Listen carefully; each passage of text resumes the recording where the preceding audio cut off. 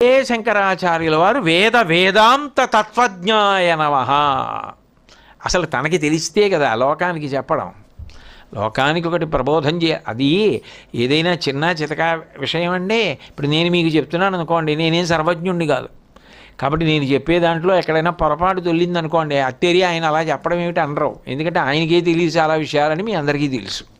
కాబట్టి పాపం ఏదో తెలిసింది చెప్పాడు, కానీ ఆయన చెప్పింది అంతా అందులో ఒక్కటి కూడా దోషం లేకుండా ఉండాలని మీరు ఎలా కోరుకుంటారు? అసలు అలా కోరుకోరు కదా నా దగ్గర నుంచి. మీకు తెలుసు నాకు అన్నీ తెలియవని. కాబట్టి ఆయన అక్కడక్కడ పొరపాటు చెయ్యొచ్చు అని మీరు అంగీకరిస్తారు. శంకరాచార్యుల వారు జగద్గురువులు, జగత్తుని నడిపించడానికి వచ్చిన మహాపురుషులు. అటువంటి జగద్గురువుల దగ్గర ప్రమాణం గురించినటువంటి జ్ఞానం పరిపూర్ణంగా ఉండదని అసలు ఎలా అనుకుంటాం? వేద వేదాంత తత్వజ్ఞాయ నమః. వేద వేదాంతముల యందు ఉన్న తత్వమంతా ఆయనకు తెలుసు.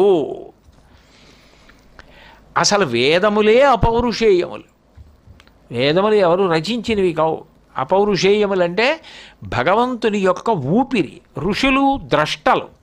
ద్రష్టలు అన్న మాటని కొంచెం జాగ్రత్తగా పట్టుకునే ప్రయత్నం చెయ్యాలి. ఇప్పుడు చూడండి, కొన్ని చూడడానికి ఈ కన్ను సరిపోదు. ఇప్పుడు శ్రీకృష్ణ పరమాత్మ మహాభారతంలో శ్రీకృష్ణ రాయబారం చేయడానికి వెళ్ళారు కురుసభకి. వెళ్ళినప్పుడు దుర్యోధనాదులు ఆయన్ని కట్టేద్దాం అనుకున్నారు. కట్టేద్దామంటే ఆయన విశ్వరూప ప్రదర్శనం చేశారు. ఆయన ప్రదర్శనం చేశారు. దర్శనం అందరం చేసేస్తామంటే కుదరదు. ఎందుకని? అప్పుడు ఈ కన్ను సరిపోదు చూడ్డానికి, దీనికి శక్తి చాలదు. మధ్యాహ్నం వెలిగిపోతున్న సూర్యబింబాన్ని కంటితో చూడగలరా? శక్తి చాలదు ఈ కంటికి. ఈ కన్ను అలా కానీ చూశారనుకోండి, ఇంకా ఇతర విషయాలు కాసేపు చూడలేదు, దెబ్బతింటుంది. విపరీతంగా దీపాలు పెట్టేశారనుకోండి, అన్ని దీపాల వంక చూస్తే తర్వాత ఏది ఎత్తో పలమో తెలియక తడబడి కింద పడతాం. కన్ను దెబ్బతింటుంది, దృష్టి దెబ్బతింటుంది. అటువంటి విశ్వరూపాన్ని చూడాలి అంటే ఆయనే కన్ను ఇవ్వాలి.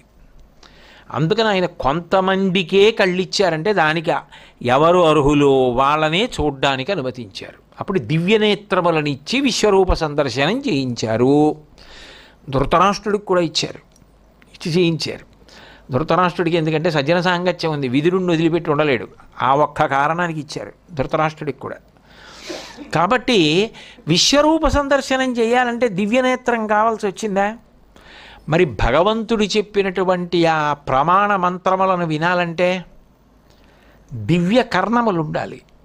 అది కొంతమంది ఋషులకు ఆయన అనుగ్రహించారు. అందుకని ఆ మంత్రములు ఋషుల పేర్ల మీద ఉంటాయి. అందుకని వాళ్ళని ద్రష్టలు అంటారు. ఆ ఋషి పేరు మీద మంత్రం ఉంటుంది. ఆ ఋషులు ఈ మంత్రములను క్రోడీకరించారు. అవి వేదములయ్యాయి. ఈ వేదములు ప్రధానంగా దేని మాట్లాడతాయంటే ధర్మాన్ని మాట్లాడతాయి. ఈశ్వరుడు తప్ప ఎవరు చెప్తారండి? మీరు ఇలా ఉండండి, ఇలా ఉండకండి అని చెప్పడానికి ఎవరికి అర్హత? ఈశ్వరుడికే. కాబట్టి ఇలా ఉండండి, ఇది చెయ్యండి, ఇది చెయ్యకండి, చేసేది ఇట్లాగే చెయ్యాలి అని చెప్పడానికి అధికారం పరమేశ్వరుడిది. కాబట్టి వేదము ఈశ్వర ప్రోక్తం, అపౌరుషేయం. అది ఎవరు రచించింది కాదు. అటువంటి వేదము వేదోకిలో సర్వము ధర్మమూలం. వేదముల యందు ధర్మము ప్రతిపాదింపబడి ఉంటుంది. అటువంటి వేదం నేర్చుకునేటప్పుడు కూడా పుస్తకంలో చదివి నేర్చుకుంటున్నారనుకోండి, అప్పుడు కాలంలో ఒక పెద్ద ప్రమాదం వస్తుంది.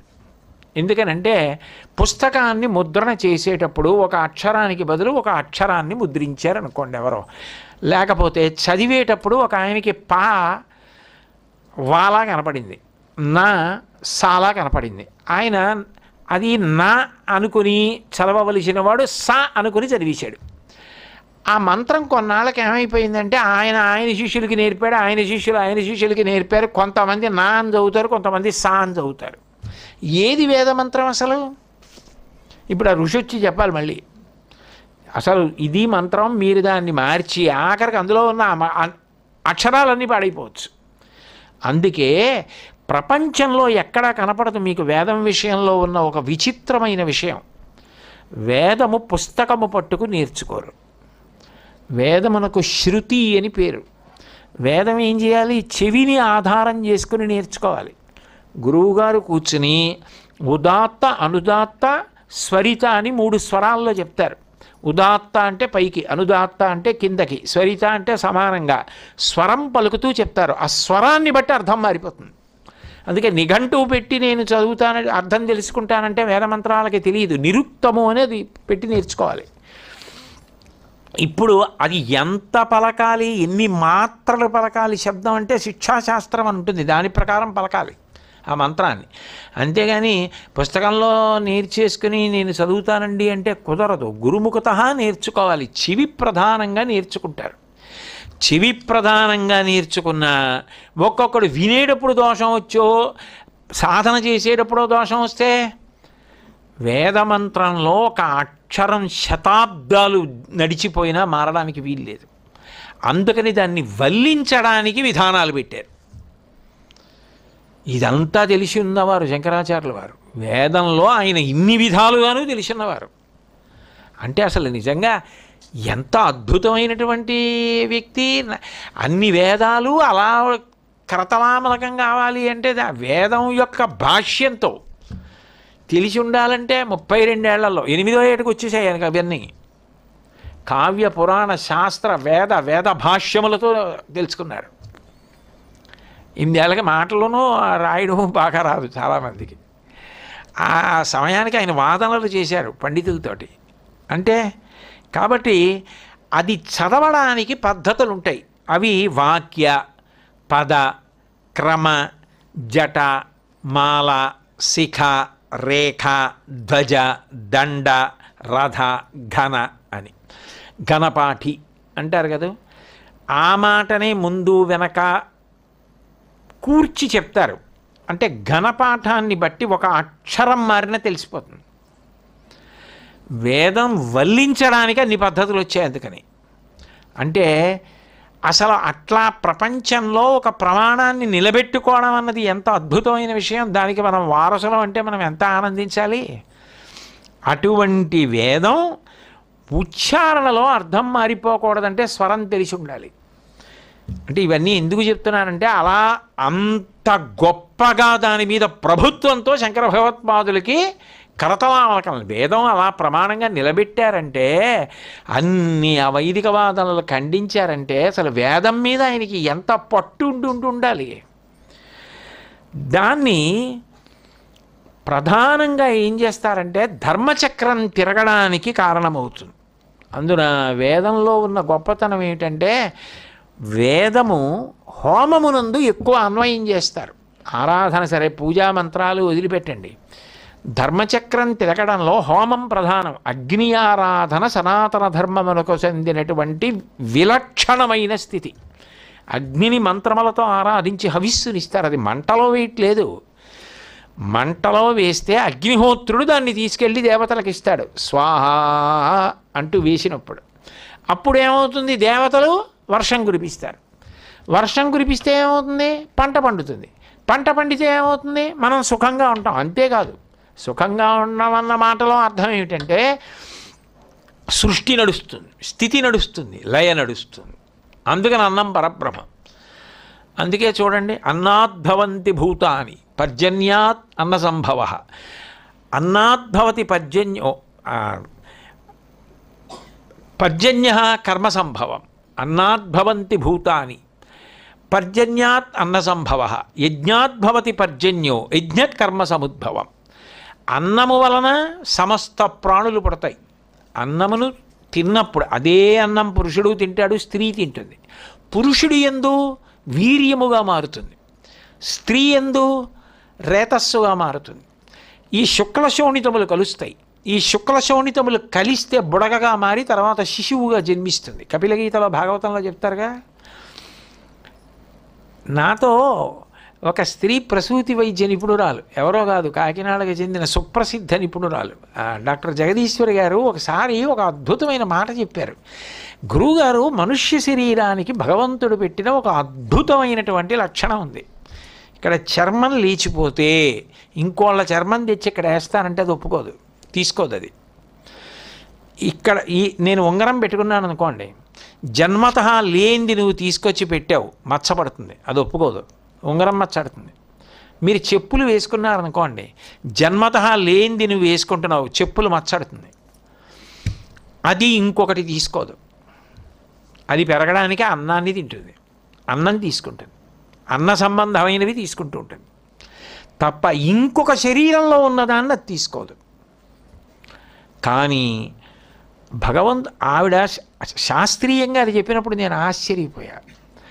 ఆశ్చర్యం ఏమిటంటే పురుషుడి యొక్క వీర్యాన్ని స్త్రీ యొక్క శుక్లం రేతస్సు అంగీకరిస్తుంది. ఈ శుక్ల శోణితములు కలుస్తాయి, కలిస్తే తప్ప ప్రత్యుత్పత్తి లేదు. అలా ప్రత్యుత్పత్తి జరిగి సృష్టి జరగాలి అంటే అన్నం తినాలి. అన్నమే ఇద్దరి యందు రెండుగా మారుతోంది శుక్లశోణితములుగా, అప్పుడే సృష్టి. పుట్టిన ప్రాణి బ్రతకడానికి మళ్ళీ అన్నం తినాలి, పెరిగి పెద్దవాడైపోయిన తర్వాత పడిపోవడానికి అన్నమే తినాలి. అదేమిటండి అంటే ఆయనకి ఏదో ఒక అనారోగ్యం వచ్చిందండి, ఆయన తినకూడదు, కానీ ఆయన తినేశారండి, ఆ తినేయడం వల్లే పడిపోయాడండి. ఆయన తినకూడదు మధుర పదార్థం, జిహ్వజాపల్యానికి తినేశాడు, మధుమేహం ఎక్కువైపోయింది, అందుకని ఏదో వచ్చేసింది పడిపోయాడు. ఏదో కారణం, నింద లేకుండా బుంది ఎక్కడ పోతుంది, ఏదో కారణం ఉండాలి పోవడానికి. అందుకని అన్నమే తినేస్తుంది. అన్నం అంటే మనం తినున్నది, మనని తినున్నది. ఇప్పుడు ఇదంతా జరగడానికి వర్షం పడాలి. వర్షం ఎందుకు పడుతుంది? హోమం చేస్తే పడుతుంది. హోమంలో మంటలు పడేస్తే వస్తుందా? భోగి మంటలాగా. మంత్రం ఉండాలి, మంత్రము కర్మ. అందుకని అన్నాద్భవంతి భూతాని పర్జన్యాత్ అన్న సంభవ, యజ్ఞాద్భవతి పర్జన్యో యజ్ఞకర్మ సముద్భవం, ఏవం ప్రవర్తితం చక్రం నానువర్తయితి హయ అఘాయురింద్రియారామో మోహం పార్థ సజీవతి. ఈ కర్మ ధర్మచక్రంలో అలా తిరుగుతూ ఉండాలి. కాబట్టి ఇప్పుడు వైదిక కర్మలకి ఎంత ప్రాధాన్యత ఉంది, దీనికి వేదం యొక్క అవసరం ఎంత ఉంటుంది? వేదాంత తత్వజ్ఞాయ నమః. అందుకు శంకరాచార్యుల వారు కర్మ మార్గాన్ని కూడా ప్రోత్సహించారు. ఎందుకని వేదంలో రెండు ఉంటాయి. మొదటంతా కర్మభాగం ఉంటుంది, చివర జ్ఞానభాగం ఉంటుంది. అంటే అసలు నువ్వు కర్మలు విడిచిపెట్టేసి జ్ఞానభాగం చూసి నేను ఆత్మను తెలుసుకుంటానంటే కుదరదు. నేను ఎప్పుడూ కర్మలే చేస్తూ ఉంటాను, నేను అసలు ఆత్మ గురించి తెలుసుకోను అన్నా పండదు. కర్మలు చెయ్యాలి, తత్ఫలితంగా ఆఖరణ పాత్రతను పొంది జ్ఞానమును పొందడానికి ఆత్మ గురించి జ్ఞానకాండ ఉపనిషత్తులు తెలుసుకోవాలి. అందుకే వేదము యొక్క క్రమం కూడా అలాగే పెడుతుంది. మొదట సంహితాభాగం, సంహితాభాగం అంతా మంత్రంతో ఏం చేస్తుంది అంటే ఎంతసేపు కూడా అది మంత్రభాగమై అనేక ప్రయోజనముల సాధనము కొరకు ఉపయోగపడుతుంది. దాని తర్వాత వచ్చేటటువంటివి బ్రాహ్మణములు. బ్రాహ్మణములు అంటే అవి యజ్ఞాది క్రతువులు చెయ్యడానికి ఏ మంత్రము ఎక్కడ అన్వయం చెయ్యాలి అన్నది అన్వయం చేస్తారు. అవి బ్రాహ్మణములు, ఆరాధనా సంబంధములు, యజ్ఞ సంబంధములు. తర్వాత వచ్చేది ఆరణ్యక భాగం. ఆరణ్యక భాగం అసలు ఈ యజ్ఞం ఎందుకు చెయ్యాలి, ఈ యాగం ఎందుకు చెయ్యాలి అన్నదాన్ని వివరిస్తుంది. దాని తర్వాత వచ్చేది ఉపనిషత్తు. అంటే ఉపనిషత్తు ఎక్కడుంది? వేదమునకు చిట్ట చివర ఉపనిషత్తు ఉంటుంది. అంటే ముందంతా కర్మ, చివర జ్ఞానం. అందుకని ఉపనిషత్ చివర ఉంటుంది. వేదాంతము అనడానికి కారణం అది. వేదముల యొక్క చివర జ్ఞానకాండ ఉపనిషత్తు ఉంటుంది. రెండు వేదాంతము అనడానికి కారణం ఏంటంటే వేదం ముందు నువ్వు సుఖంగా ఉండడానికి కర్మలు చేయడానికి పనికొస్తుంది. ఏమంటే పెళ్లి చేసుకోవాలి వేదం, ఇల్లు కట్టుకోవాలి వేదం, గృహప్రవేశం చేయాలి వేదం, కొడుకు పుట్టాడు వాడికి సంస్కారాలు చేయాలి వేదం. ముందు కర్మ, ఆ తర్వాత నేను పండాలి జ్ఞానం, చివర ఉపనిషత్తు.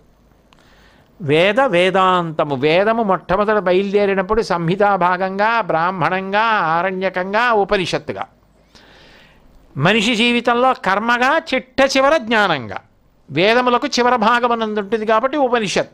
పైగా కర్మ ఎందు ఏమవుతుందంటే అక్కడ కూర్చుని బ్రహ్మగారు చెప్తుంటే మనం చేసేస్తాం. ఒక్కొక్కసారి అది కూడా రాదనుకోండి, వరుణిచ్చేస్తాం, అయా మా బదులు మీరు చేసి పెట్టేయండి అని. ఉపనిషత్ అలా కుదరదు. గురువుగారి దగ్గర శిష్యుడు కూర్చుని శిష్యుడు ప్రశ్న వేస్తుంటే గురువుగారు జవాబు చెప్తే ఉపనిషత్. అందుకే ఉప అంటే దగ్గర, నిషద్ అంటే కూర్చుని ఉండుట. ఉపనయనమో, గురువుగారి దగ్గర కూర్చుని పరబ్రహ్మము గురించి తెలుసుకుని ఆత్మను అనుభవంలోకి తెచ్చుకుంటాడు. జ్ఞానభాగం ఉపనిషత్ అంతా. వేద వేదాంత తత్వజ్ఞాయ నమః అంటే ఇంత వేదభాగం, వేదభాష్యం, ఉపనిషత్తులలో ఉండేటటువంటి సమస్త జ్ఞానము శంకరాచార్యుల వారికి కరతలామలకము. ఆయనకి తెలియని విషయములు లేవు, ఆయనకి ఇవన్నీ తెలుసు. అందుకే మహావాక్యములను ఉంటాయి. మహావాక్యం అంటే, వాక్యం అంటే సామాన్యార్థాన్ని చెప్తుంది. గుర్రము పరిగెడుతున్నది అన్నాను అనుకోండి, దానికి భాష్యాలు ఉండవు. గుర్రం పరిగెడుతోందికి భాష్యం ఏమిటి? గుర్రం పరిగెడుతోంది అంటే గుర్రం వేగంగా వెడుతోంది అని. రామచంద్రమూర్తి వచ్చి ఉన్నారు అంటే రాముడు వచ్చాడు. మీరు నిలబడి ఉన్నారు అంటే మీరు నించున్నారు. అవి పెద్ద విశేషాలు కావు. మహావాక్యములను ఉంటాయి అంటే అవి వినగానే లౌకికంగా అర్థం చెప్తే అర్థమైపోయేవి కావు. తత్వమసి అన్నాను అనుకోండి, తత్వము అసి, అది ఇది అయి ఉన్నది. ఏది ఏదై ఉన్నది అడగాల. అప్పుడు జీవుడు బ్రహ్మమై ఉన్నాడు అర్థమైపోతుందా? ఎంత చెప్పాలి? ఎంత చెప్తే జీవుడు బ్రహ్మమై ఉన్నాడు? అందుకని ఏం చేస్తుందంటే ఒక్కొక్క వేదానికి చివర ఒక్కొక్క ఉపనిషత్తులోంచి ఒక్కొక్క మహావాక్యం వస్తుంది. వాటి గురించి సంపూర్ణమైన అవగాహన కలిగి ఉన్నవారు. అంటే ఆయనకి తెలియనివి లేవని ఒక మాట అంటే పోలా, అంటే ఆయన వైభవాన్ని చెప్పడం అంతే. కాబట్టి ఋగ్వేదానికి చిట్ట చివర ఉండేటటువంటిది ఐతరేయ ఉపనిషత్తు. దానికి మహావాక్యం ప్రజ్ఞానం బ్రహ్మ. అలాగే శుక్ల యజుర్వేదానికి బృహదారణ్యకోపనిషత్తు, అందులో అహం బ్రహ్మాస్మి, శంకరాచార్యుల వారిది అహం బ్రహ్మాస్మి. సామవేదానికి ఛాందోగ్యోపనిషత్తు తత్వమసి. అథర్వవేదానికి మాండూక్యోపనిషత్తు, దాని పేరే మాండూక్యోపనిషత్తు. మాండూక్యం అంటే కప్ప. కప్ప ఎలా దూకుతుందో అలా తొందరగా బ్రహ్మజ్ఞానం వైపుకి తీసుకెళ్ళగలదు అని మాండూక్యోపనిషత్తు. ఆ మాండూక్యోపనిషత్తుకు మహావాక్యం అయమాత్మ బ్రహ్మ. ఈ మహావాక్యములన్నీ మళ్ళీ కృష్ణ యజుర్వేదానికి కూడా చాలా దగ్గరగా ఉంటుంది అహం బ్రహ్మాస్మికి. అట్లా మహావాక్యములతో కూడుకున్నటువంటి ఉపనిషత్తుల యొక్క భాష్యమంతా కూడా సమగ్రముగా తెలిసినటువంటి వారు ఉపనిషత్తు జ్ఞానమును అహం బ్రహ్మాస్మిగా అనుభవించి అందించలేని దానిని, చెప్పలేని దానిని శిష్యులకు చెప్పినవారు, భాష్య గ్రంథములను ఇచ్చినవారు. 10 ఉపనిషత్తులకి రాశారు భాష్యం శంకరాచార్యుల వారు. ఈశావాస్యోపనిషత్తు, కేనోపనిషత్తు, కఠోపనిషత్తు, ముండకోపనిషత్తు. దాని పేరే ముండకోపనిషత్తు. ముండకోపనిషత్తు అంటే ముండనం అంటే గుండు చేయించుకోవడం. సన్యాసులు గుండుతో ఉంటారు కాబట్టి, సన్యాసులు ఎక్కువ చదువుకుంటారు కాబట్టి దాని పేరు ముండకోపనిషత్తు. మాండూక్యోపనిషత్తు అంటే అది నేను ఎందుకు చెప్పానంటే ప్రత్యేకంగా ఏమిటి వినడానికి అలా ఉంది అని అనుకోకుండా ఉండడానికి దాని వెనక ఉన్న అర్థం చెప్పాను. ముండకోపనిషత్తు, ప్రశ్నోపనిషత్తు, మాండూక్యోపనిషత్తు, తైత్తరీయోపనిషత్తు, ఐతరేయోపనిషత్తు, ఛాందోగ్యోపనిషత్తు, బృహదారణ్యకోపనిషత్తు. ఈ 10 ఉపనిషత్తులకు భాష్యం ఇచ్చారు శంకరాచార్యుల వారు. ఈ వేదములను ఆధారం చేసుకుని మీరు మంచి కర్మలు చేయండి, తద్వారా లోకమంతా కూడా సుభిక్షంగా ఉండేటట్టు చూడండి. అట్లా కర్మలను చేయించారు. అట్లా చేయించడానికి ఏదో మిడిమిడి జ్ఞానంతో చేయించిన వారు కాదు, ఇంత సాధికారికతతో ఇన్ని విషయములు తెలిసి. ఇది తెలియడం అంటే ఎట్లాగట, శంకర విజయాలు పరిశీలిస్తే కొన్ని అద్భుతమైన విషయాలు కనబడతాయి. మొదటి ఏడాదిలోపు ఆయనకి భాష లిపి తెలిసిపోయిందిట. అంటే అక్షరాలు వ్రాయడం, అక్షరాలు గుర్తించడం, చదవడం వచ్చింది మొదటి ఏడాదిలో. అట్లాగే ప్రథమ మహాయాన ఏవ సమగ్రహీత్ సకల వర్ణమసౌ నిజభాషికాం. అన్ని భాషల యొక్క అక్షరాల్ని గుర్తుపట్టి ఆ అక్షరాల్ని చదివేవారట మొదటి సంవత్సరంలో. అలాగే రెండో ఏడాది వచ్చేటప్పటికి వ్రాయడం, ఇతరులకు బోధించడం వచ్చిందిట. అట్లాగే 3వ ఏడు రాగానే సర్వ కావ్య పురాణములను చదివేశారట. చదివేసి 8వ సంవత్సరం వచ్చేటప్పటికి వేదాంగములనన్నిటినీ కూడా పూర్తి చేశారు. అయితే ఇక్కడ అనుమానం వస్తుంది, అది ఎలా కుదురుతుంది? కుదిరే విషయం కాదు. ఎందుకని? ఉపనయనం అయితే తప్ప వేదాధ్యయనం చేయడానికి వీల్లేదు. గురువుగారి దగ్గరికి వెళ్ళి వేదం చదువుకోవాలంటే ఉపనయనం చేయాలి. ఉపనయనం ఎప్పుడు చేయాలి అంటే నిత్యోపనయనము అంటారు. ఉపనయనం చేయడానికి వయస్సు ఏది అంటే యథార్థానికి 7 సంవత్సరముల 2 నెలలు. ఎందుకని? అమ్మ గర్భంలో ఉన్నటువంటి కాలాన్ని కూడా లెక్క పెడతారు. అందుకని గర్భాష్టమం అంటారు. గర్భాష్టమం అంటే అమ్మ కడుపులో ఉన్నటువంటిది కూడా లెక్క పెడితే ఆ 10 నెలలు, అక్కడి నుంచి 7 సంవత్సరముల 2 నెలలు 8 ఏళ్ళు, 8 ఏళ్ల లోపల ఉపనయనం చేయాలి. ఏదైనా కారణం చేత చెయ్యలేకపోతే అప్పుడు ఏం చేస్తారంటే, ఆయన ఏదో ఈ బలమైన కారణాల వల్ల చేయలేకపోయారు అంటే అది అలా ఎప్పటి వరకు ఆపకూడదు. 16 సంవత్సరముల వయసు వచ్చే లోపల చేసేయాలి ఉపనయనం. 16 సంవత్సరముల తర్వాత నేను ఎందుకు చెప్పాలి? 16 సంవత్సరముల లోపల చెయ్యాలన్నది చెప్తే సరిపోతుంది కదా. ఇప్పుడు నేను చెయ్యింది చెప్పడం ఎందుకు, లేనిపోని గొడవ ఎందుకు, పెళ్లికి ముందు ఉపనయనాల గురించి నేను మాట్లాడటం ఎందుకు. కాబట్టి 16 వరకు చేసేది గౌణం. కానీ మరి గర్భాష్టమం అంటే ఎప్పుడు చేయాలి? 7 సంవత్సరముల 2 నెలలకి చేయాలి ఉపనయనం. 8 ఏళ్లకి శంకరాచార్యులు వారు వేదాలు, వేదభాష్యాలు, వేదాంగాలు, ఉపవేదాలు, ఉపనిషత్తులు, ఉపనిషద్భాష్యాలు అన్నీ వచ్చేసాయి. ఎలా అంటే శంకరాచార్యుల వారికి 5వ ఏట ఉపనయనం చేశారు. మరి అప్పుడు తప్పు కదా, అప్పుడు ముందుకొచ్చినా తప్పేగా. మరి అలా చేయొచ్చా అంటే శాస్త్రంలో కామ్యోపనయనం అని ఉంది. అసాధారణ ప్రతిభావంతుడైతే, అంత తెలివితేటల పిల్లవాడికి ఉంటే 8వ ఏడు వచ్చే వరకు వీడికి ఉపనయనం చేయకూడదని ఆప్ చేసేస్తే వాడి చదువుకి విఘాతం కలుగుతుంది. కాబట్టి 5వ ఏట ఉపనయనం చేయొచ్చు అన్నారు. అంత విజ్ఞాని అయితే, అంత గొప్ప సరస్వతీ కటాక్షం అటువంటి బుద్ధి వికసనం ఉన్న వాళ్ళైతే చేస్తారు. అందుకని శంకర భగవత్పాదులకే 5వ ఏట ఉపనయనం. కానీ అప్పటికే పాపం తండ్రి గారు గతించారు, అమ్మగారు చేశారు ఉపనయనం. ఆ ఉపనయనం 5వ ఏట చేస్తే 8వ సంవత్సరం వచ్చేటప్పటికీ ప్రభవోపి కథా సునైజ వాగ్విభవోత్సారిక వాదినో బుధాహ, వేదాంతముల యందు ప్రవీణులైపోయి ఆయన పుస్తకం అక్కర్లేకుండా వచ్చినటువంటి పండితులతో చర్చించి మాట్లాడుతుంటే ఆశ్చర్యపోయేవారట. అసలు ఆయన వంక చూడ్డానికి వచ్చేవారట. ఇదేమిట్రా, ఇంగ్లీష్లో అంటారు చూడండి, చైల్డ్ ప్రోడిగీ అంటారు, చిన్నపిల్ల బాల విద్వాంసులు అని. అట్లా శంకర భగవత్పాదుల యొక్క అసాధారణ ప్రజ్ఞకి నిదర్శనం.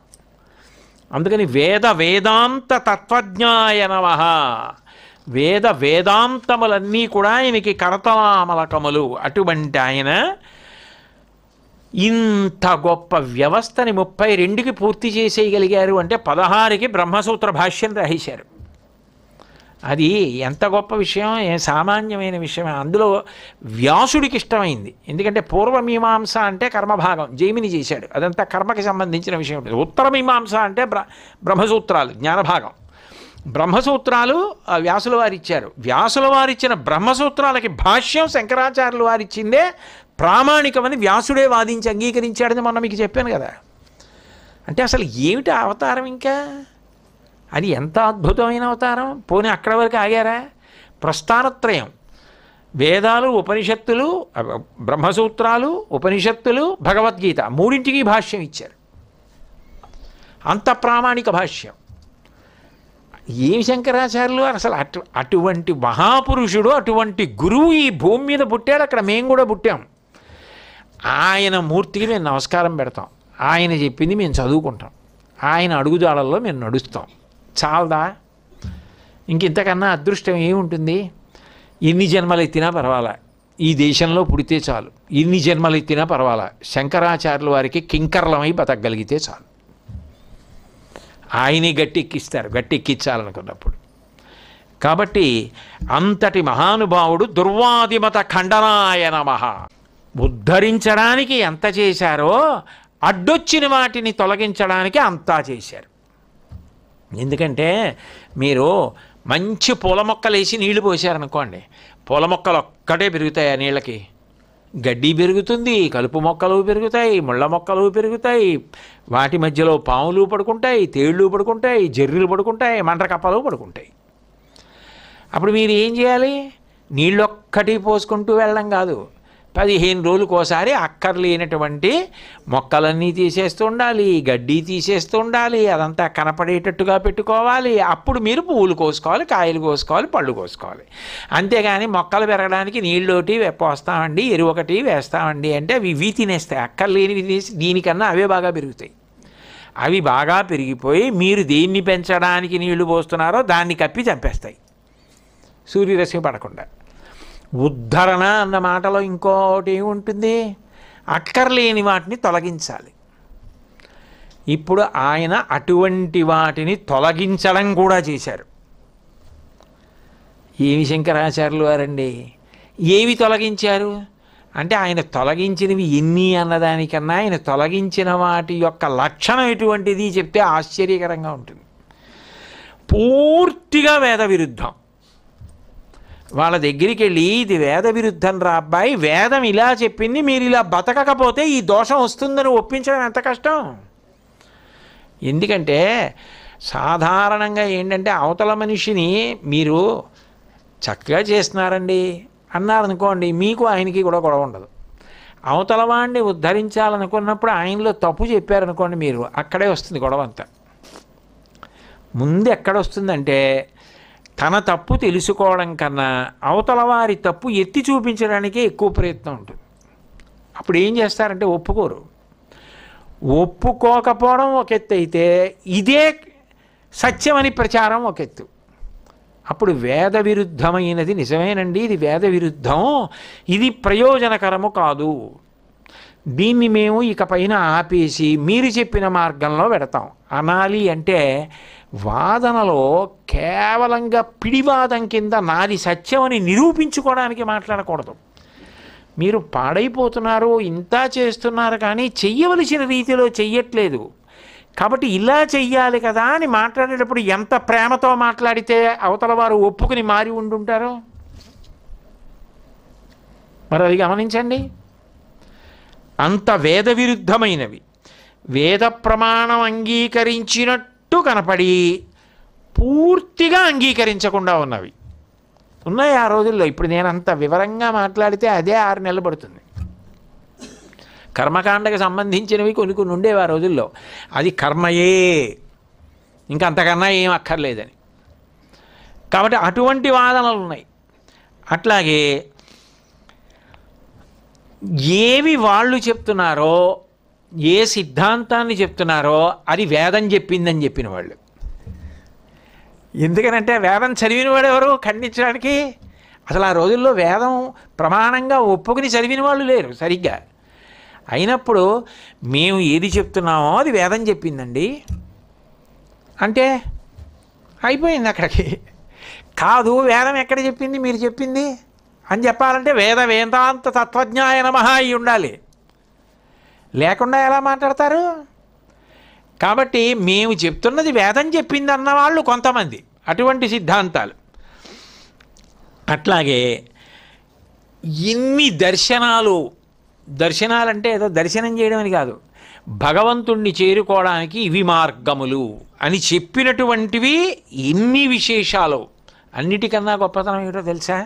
ఆ రోజుల్లో ఉన్నటువంటి వాదనల్లో ఆ సిద్ధాంతం చేసిన ఆయన మీద ఉన్నటువంటి గౌరవంతో, అంటే ఆయన చాలా గొప్పవాడండి, ఆయన అమ్మో అసాధారణ ప్రజ్ఞాధురీనుడు, ఆయన భగవత్ సమానుడు అని చెప్పి ఆయన మీద గౌరవంతో ఆయన చెప్పిన దాన్ని ఖండించకుండా ఆచరించుకుంటూ వెళ్ళిపోయిన వాళ్ళు. ఆయన వెళ్ళిపోయిన తర్వాత ఇప్పుడు ఏం చేయాలో తెలియక ఆయనకే గుడి కట్టేసి ఆయన్నే దర్శనం చేసుకుంటూ వెళ్ళిపోయిన వాళ్ళు. అటువంటి వాదనలన్నీ కూడా ఉన్నాయి. వాటిని ఖండించి దారిలో పెట్టుకు రావాలంటే ఎంత కష్టం అండి. 1, 2 ఇన్ని. నేను అందుకే చెప్తున్నది, అసలు శంకరాచార్యులు వారు లేకుండా ఇవాళ ఈ గుళ్ళు ఎక్కడున్నాయి, గోపురాలు ఎక్కడున్నాయి, పూజలు ఎక్కడున్నాయి, హోమాలు ఎక్కడున్నాయి, పండగలు ఎక్కడున్నాయి? ఇదంతా శంకర భగవత్పాదులు పెట్టిన భిక్ష. కాబట్టి వాళ్ళకి ఏ రూపం ఇష్టమో అవి మాత్రమే పూజ. వేదంలో వాటికి సంబంధించిన భాగాలు మాత్రమే తీసుకొని మిగిలిన వాటి జోలి మాకొద్దు, వాటికి సంబంధించిన మంత్రాలు మాకొద్దు అన్నవాళ్ళు అప్పుడు అది ఎలా వైదికం? అప్పుడు వేదాన్ని ఎక్కడ అంగీకరించావు పూర్తిగా? అటువంటివి కర్మ చెయ్యాలన్న వరకు మేము ఒప్పుకుంటాం. కర్మ చేసిన దానికి ఫలప్రదాత ఉన్నాడన్నది మేము ఒప్పుకోన్న వాళ్ళు కొంతమంది. కర్మఫలప్రదాత అంటే భగవంతుడు. మీరు కర్మ చేయండి, మంచి కర్మలు చేయండి అన్నంత వరకు ఒప్పుకుంటామండి. మీరు చెడ్డ కర్మలు చేస్తే చూచేవాడు ఉన్నాడు, దానికి దుఃఖం ఇస్తాడు, ఉత్తమ కర్మలు చేస్తే సుఖం ఇస్తాడు అన్నవాడు ఉన్నాడు అన్నది మాత్రం మేము ఒప్పుకోం అన్నవాళ్ళు కొంతమంది. అంటే ఇన్ని రకాలైన వాదనలు, ఇన్ని రకాల సిద్ధాంతాలు. అట్లాగే ఈశ్వరుడు కూడా ఉన్నాడు, మేము ఒప్పుకుంటాం. చేసిన కర్మకి ఫలితం ఉంటుంది, మేము ఒప్పుకుంటాం. అది ఇక్కడే. పునర్జన్మలు ఉంటాయంటే మేము ఒప్పుకోం అన్నవాళ్ళు కొంతమంది. అంటే చేసిన కర్మకి ఫలితం వచ్చే జన్మలోనైనా అనుభవించాలి, ఈ జన్మలో ఉండిపోయిన వాసనలు వచ్చే జన్మలో నిన్ను మళ్ళీ ఆ వాసనలు తరువుకొచ్చి వాటిని అనుభవించే వరకు ఒప్పుకోవవి, ఇవన్నీ మేము ఒప్పుకోం. పునర్జన్మ సిద్ధాంతాన్ని మేము అంగీకరించాం అన్నవాళ్ళు కొందరు. అసలు వేదం ఏమిటి, పూజలు ఏమిటి, పునర్జన్మ ఏమిటి, కర్మ ఏమిటి, ఫలప్రదాత ఏమిటి, మేము ఇలా చేస్తే సంతోషమని ఉగ్రమైన పూజలు, భయంకరమైన పూజలు చేసేటటువంటి వాళ్ళు కొంతమంది. వైదికం కానివి, అసమగ్రమైనవి వైదికమని పిలుచుకుంటూ చేసేస్తున్న వాళ్ళు కొంతమంది. ఇది వైదికమని పైకి చెప్పడం, వేదమంతా అంగీకరించకుండా చేయడం, అలా చేసేసేవాళ్ళు కొంతమంది. మొత్తానికి ఇవి 72 వాదనలు అటువంటివి, 72 సిద్ధాంతాలు. అప్పుడు వీళ్ళందరూ ఆయన దగ్గరికి రారు, ఆయన వాళ్ళ దగ్గరికి వెళ్ళాలి. అప్పుడున్న పరిస్థితుల్లో రహదారులు లేవు, అడవి మార్గాలు. ఒక్కొక్క చోట శంకరాచార్యుల వారి యొక్క వాదన పటిమ, ఆయన జ్ఞానం ముందు నిలబడలేక ఆయన్ని భౌతికంగా అంతం చెయ్యాలన్నంత ఆక్రోశంతో ఉన్నవాళ్ళు.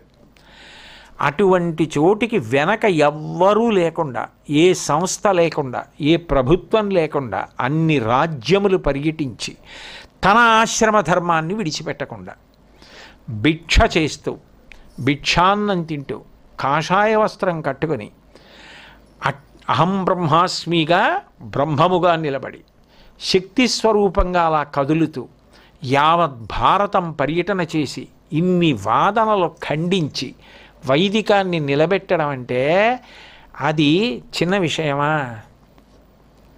శంకర భగవత్పాదుల పేరు చెప్పేటప్పటికి 2 చేతులు జోడించి నమస్కరించలేకపోతే అసలు ఆ జన్మ ఎంతటి మహోపకారం, ఎంత అనితర సాధ్యమైనటువంటి ప్రక్రియ.